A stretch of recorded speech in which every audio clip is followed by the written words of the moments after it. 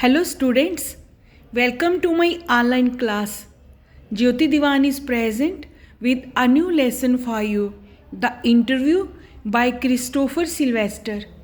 Christopher Sylvester is a freelance journalist, author and consultant who writes for several UK newspaper and magazine publications. He was born in London in 1959. He worked for many years as a reporter for the magazine Private Eye and has written for various American publications including Spy, The New York Observer, Vanity Fair, and The New Yorker. He is also the editor of the Norton Book of Interviews. Presently, he is living in London. We will look at the introduction of the chapter. The following is an excerpt taken from Christopher Sylvester's introduction to the Penguin Book of Interviews. The chapter starts with the author introducing us to the method of an interview. It tells us that an interview can make a lasting impression. Further, as per an old saying, when we make perceptions about a particular person, the original identity of their soul is taken away. We learn how the most popular celebrities have criticized interviews. आप सब ने TV news channels पर आए दिन बहुत से लोगों के इंटरव्यूज़ देखे होंगे। जर्नलिस्ट्स कभी तो स्टूडियो में बुलाकर या कभी ऑनलाइन इंटरव्यू लेते हैं। अब तो इंटरव्यू लेना या देना आम सी बात हो गई है। ये लेसन इसी इंटरव्यू पर आधारित है। ये lesson the interview Christopher Silvester के the Penguin book of interviews का एक हिस्सा है, अंश है। इंटरव्यू लेने के तरीके से इस लेसन की शुरुआत की जाती है। ये हमें बताता है कि एक अच्छा इंटरव्यू परमानेंट प्रभाव डाल देता है। बहुत टाइम तक लोग उनको याद रखते हैं। पुरानी कहावत के अनुसार जब हम किसी अच्छे प्रोमिनेंट विशेष इंसान के बारे में कोई धारणा बना लेते हैं तो उनकी आत्मा की मूल पहचान छीन ली जाती है। हम इस लेसन से सीखते हैं कि कैसे सबसे पॉपुलर हस्तियों ने भी, सेलिब्रिटीज़ ने भी इंटरव्यूज़ को क्रिटिसाइज़ किया है। The lesson is divided into two parts. The first part offers us two differentiating thoughts about meetings, their capacities, benefits, and strategies. It likewise informs us concerning the significance of meeting as a mechanism of discussion. Our most distinctive impressions of our peers are through meetings. Along these lines, the questioner holds a place of intensity. The second part gives an extract of the interview between Mukund Padmanabhan and Umberto Eco. The meeting shows the thinker, academician and writer. इस lesson के दो parts हैं। हम दोनों parts पढ़ेंगे। पहले part में interview के कैपेसिटीज़ यानी क्षमता, इसके फ़ायदे और स्ट्रेटजीज़ यानी रणनीतियों के बारे में दो अलग अलग विचार पेश किए गए हैं। इसमें हमें बताया जाता है कि आपसी चर्चा करने का इंटरव्यू एक बेस्ट प्रोसीजर है। अच्छा इम्प्रेशन छोड़ना सिर्फ अच्छे इंटरव्यू पर ही निर्भर होता है। इंटरव्यू लेने वाले के क्वेश्चंस पर भी डिपेंड करता है कि इंटरव्यू देने वाला कैसा जवाब देता है। अच्छा इंटरव्यू अच्छे रिपोर्टर द्वारा जब लिया जाता है तो लोग बहुत टाइम तक उस इंटरव्यू को याद रखते हैं। आम जनता में उसी इंटरव्यू के द्वारा ही, उसी इंटरव्यू के आधार पर ही इंटरव्यू देने वाले की छाप पड़ जाती है।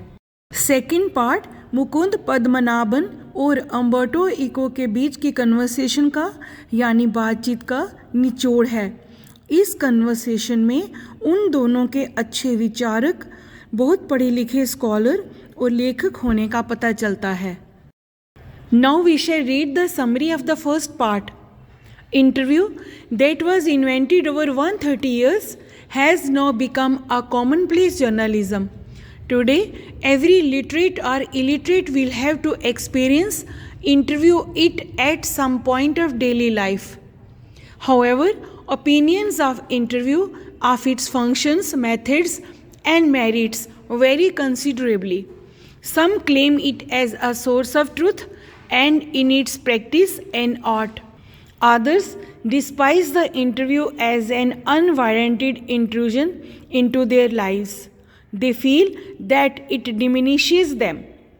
Sylvester lists out well known writers who are against interview: V.S. Naipaul, Lewis Carroll, Rudyard Kipling, H.G. Wells, though he had interviewed many personalities. 130 साल पहले आविष्कार किया गया इंटरव्यू का रिवाज आज जर्नलिज्म का एक इम्पॉर्टेंट हिस्सा बन गया है। आज हर कोई कभी ना कभी इंटरव्यू को फेस कर रहा है, चाहे वो पढ़ा लिखा हो या अनपढ़। इंटरव्यू लेने वालों की राय, तरीके और गुणों में काफ़ी फ़र्क है। कुछ इसको सच्चाई सामने लाने का ज़रिया बताते हैं। कुछ लोग तो इंटरव्यू को अपने जीवन में दूसरों की दखलंदाजी मानते हैं, इसको अनुचित मानते हैं। सिल्वेस्टर हमें कुछ जाने माने लेखकों के बारे में भी बताते हैं जो इंटरव्यू के अगेंस्ट रहे हैं। हालांकि लेखक ने खुद कितने सेलिब्रिटीज़ का इंटरव्यू लिया है। V.S. Naipaul feels that some people are wounded by interviews and lose a part of themselves. Lewis Carroll, the creator of Alice in Wonderland, never consented to be interviewed and had a just horror of the interviewer. Rudyard Kipling had a condemnatory attitude towards the interviewer. His wife, Caroline, writes in her diary for 14 October 1892 that their day was wrecked by two reporters from Boston. Even they considered interview as a crime and assault. Some of them feel that it diminishes them. Saul Bellow, though consented to be interviewed on several occasions, once described interviews as being like thumbprints on his windpipe. V.S. नाइपाल, जो एक British cosmopolitan writer थे, उन्हें literature के लिए 2001 में Nobel prize मिला था। उनको लगता था कि लोग इंटरव्यू से घायल हो जाते हैं और अपना एक हिस्सा खो देते हैं। एलिस इन वंडरलैंड के क्रिएटर लुइस कैरोल ने भी इंटरव्यू देने के लिए कभी सहमति नहीं दी थी। उनके लिए इंटरव्यू सिर्फ एक हॉरर था। जाने माने English journalist, story writer, poet और नॉवलिस्ट रुडयार्ड किपलिंग का रवैया भी इंटरव्यू के प्रति अनफेवरेबल था, नकारात्मक था। उनकी पत्नी कैरोलिन ने 14 अक्टूबर 1892 के लिए अपनी डायरी में लिखा है कि बॉस्टन के दो पत्रकारों ने उनका दिन बर्बाद कर दिया था, यहाँ तक कि वे इंटरव्यू को एक अपराध मानते थे। साउल बिलो जाने माने अमेरिकन नाटककार और नॉवलिस्ट थे। उन्हें 1976 में लिटरेचर के लिए नोबेल प्राइज़ मिला था। वो कई ओकेजन्स पर इंटरव्यू दे चुके थे, फिर भी उन्होंने एक बार कहा था कि इंटरव्यू देना यानी किसी ने उनकी विंड पाइप पर अपना अंगूठा रख दिया हो। It is surprising to notice that as interviewer each one is comfortable, whereas as an interviewee he feels it much disturbing and diminishing. Among the antagonistic perspectives on interviews is the supposition that they are an undesirable, unjustifiable and superfluous interruption and attack into a man's private life. They leave individuals injured and destroyed. There are some who have been portrayed meetings as an experience, yet in the words of the writer, it is a serviceable medium communication. लेखक कहता है कि ये हैरानी वाली बात है कि इंटरव्यू लेने वाला बहुत कंफर्टेबल होता है, जबकि इंटरव्यू देने वाला परेशान होता है और अपने आप को लो फील करता है। विरोधी दृष्टिकोण से ये एक व्यक्ति के निजी जीवन में हमला करना है। ये एक अनुचित फालतू सी रुकावट है। इंटरव्यू लेने वाले इंटरव्यू देने वाले को घायल और नष्ट कर देते हैं। फिर भी लेखक के अनुसार इंटरव्यू बातचीत करने का एक उपयोगी साधन है। Now we will go to the second part of the lesson. It is an extract from an interview of Umberto Eco by Mukund Padmanabhan from the Hindu. Umberto Eco, 5th January 1932 to 19 February 2016, was an Italian medievalist, philosopher, semitician, cultural critic, political and social commentator and novelist. ये पाठ the Hindu newspaper से लिया गया पद्मनाभन द्वारा Umberto eco के interview का एक अंश है। अम्बर्टो इको इटली के मध्यकालीन युग के फिलोसोफर, क्रिटिक और नॉवलिस्ट थे। Mukund Padmanabhan was the editor of the Hindu newspaper between March 2016 and the end of February 2019. Earlier, he was the editor of the Hindu Business Line from 2016 onwards. Mukund Padmanabhan the Hindu newspaper के chief editor थे। आजकल वो चेन्नई में रह रहे हैं। जितनी बखूबी से इन्होंने क्वेश्चन पूछे अम्बर्टो इको से, इंटरव्यू लिया उनका, उतनी ही बखूबी से अम्बर्टो इको ने इंटरव्यू दिया और बड़ी ही सादगी के साथ अच्छे से उनके सवालों का जवाब दिया। तो यही इंटरव्यू हम सेकंड पार्ट में पढ़ने जा रहे हैं। In his meeting with Mukund Padmanabhan, Umberto discusses his inclinations, his style and the accomplishment of the name of the rose. He says that his central advantages are philosophical and moral, and these are likewise the prevailing subjects of his scholastic work and books. Indeed, even his books for youngsters are about peacefulness and harmony. He says that there is a perky and individual quality in his works, which is an embraced one. He found his style when he presented his doctoral theory. His theory recounted an account of his examination, his preliminaries and blunders. Mukund Padmanabhan के साथ अपनी मुलाकात में Alberto ने अपने झुकाव, शैली और अपनी book the name of the rose की सफलता पर चर्चा की है। उनका कहना था कि उनके द्वारा लिखी किताबें मॉरल और फिलॉसफिकल लाभ देने वाली हैं, युवाओं के लिए शांति और सद्भाव के बारे में हैं। अल्बर्टो कहते हैं कि उनके कामों में एक दिलेर और व्यक्तिगत गुण है जिन्हें कोई भी गले से लगा ले। उन्होंने अपनी परीक्षाएं, अपने कामों की तैयारियां और अपनी भूलों का भी विवरण किया है। Umberto at that point created his preference for portrayal. Henceforth, his scholarly works are not dry and exhausting. He explains how he uses even the briefest holes in the middle of two unique bits of errand that give others a fallacious impression that he is doing endless things. He calls these holes interstices. Working during these interstices makes him do some incredible things. Though he gives the impression of doing many things at a time, he says he is doing the same thing, pursuing his philosophical interests through his writings and his novels. Umberto कहते हैं कि उनकी रचनाएं सूखी और थका देने वाली नहीं हैं। वे अपने अनूठे कामों के बीच एक छोटे छेद का भी उपयोग करते हैं जो दूसरों को ये भ्रम देता है कि वे अंतहीन काम कर रहे हैं। वे इन छेदों को इंटरस्टाइसिस यानी अंतराल कहते हैं।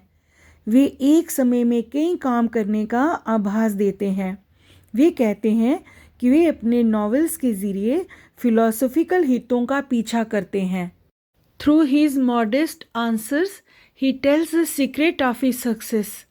He utilizes the interstices, empty spaces, to his advantage. He refers himself to be called an academician. He has written 40 philosophical writings and just 5 novels. When Mukund Padmanabhan asks the reason behind the huge success of the name of the rose, he honestly replies that it's a mystery even to him. Perhaps the appropriateness of the time it was written could be the reason. He himself admits if the novel had come 10 years later or earlier, the novel would not have got such success. Mukund द्वारा पूछे गए questions के मामूली जवाबों के ज़रिए Alberto अपनी success का राज बताते हैं। वे अपने फ़ायदे के लिए इंटरस्टिसेस यानी छोटी खाली जगहों को यूज़ करते हैं। वह अपने आप को स्कॉलर और साहित्य के क्षेत्र में विद्वान बताते हैं। उन्होंने 40 फिलॉसफिकल लेखन और सिर्फ 5 नॉवेल्स लिखे हैं। जब मुकुंद ने इंटरव्यू में उनसे द नेम ऑफ द रोज़ की अपार सफलता के बारे में पूछा तो उन्होंने बड़ी ईमानदारी से जवाब दिया कि ये उनके लिए भी एक रहस्य है। शायद हो सकता है कि जब ये नावल लिखा गया तब उस समय के हालात ही इसका कारण हो। वो खुद मानते थे कि अगर ये नावल 10 साल बाद या उससे पहले आया होता तो उसे इतनी सफलता नहीं मिलती। Thus the reason for the success of the novel remains a mystery. The Name of the Rose was a splendid achievement and brought Umberto Eco awesome popularity. He says that there are about 6 billion people on this planet. The Name of the Rose sold between 10 and 15 million copies. It shows that this percentage of readers at least don't want easy experiences. इस प्रकार the name of the रोज़ एक रहस्य ही बना हुआ है। Alberto कहते हैं इस नावल ने उनको पॉपुलर बना दिया। उनका कहना था कि पूरे अर्थ प्लैनेट पर करीब 6 अरब लोग हैं। उनके नावल की 10 से 15 मिलियन यानी 1 करोड़ से 1.5 करोड़ के बीच कॉपीज़ बिकी। वे कहते हैं कि रीडर्स का ये परसेंटेज इजी एक्सपीरियंस नहीं चाहता। अमेरिका में उन्हें अपने नावल की सिर्फ 3000 कॉपीज़ बेचने की परमिशन मिली। उन्होंने एक अमेरिकन पब्लिशर से 3000 कॉपीज़ का एडवांस भी ले लिया था, लेकिन अंत में यूएस में इसकी 2 से 3 मिलियन बिक्री हुई।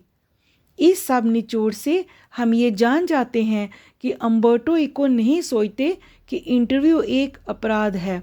वो मुकुंद पद्मनाभन को इंटरव्यू देते समय बड़ी ही शालीनता तथा सलीके से बात करते हैं। To sum up the interview summary, we learn how many people differ when it comes to interviews. Nonetheless they are very interesting and informative as seen from Umberto's interview. The lesson includes the views from the point of journalism and the stars and their insight into the part of their lives. हम सीखते हैं कि जब interview की बात आती है तो कितने लोग भिन्न हैं, सब एक दूसरे से अलग अलग हैं, फिर भी उनके इंटरव्यूज़ बहुत ही इंटरेस्टिंग और इन्फॉर्मेशन देने वाले होते हैं।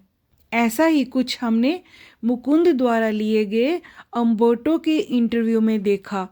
इस लेसन में जर्नलिज्म और स्टार्स यानी सेलिब्रिटीज़ के व्यूज़ के बारे में और उनकी लाइफ के प्रति उनकी गहरी सोच का भी पता चलता है। हमें पता चलता है कि सेलिब्रिटीज़ का लाइफ के लिए क्या दृष्टिकोण है, उनके विचार क्या हैं। Dear students, hope you enjoyed the lesson. Thank you very much. Stay safe.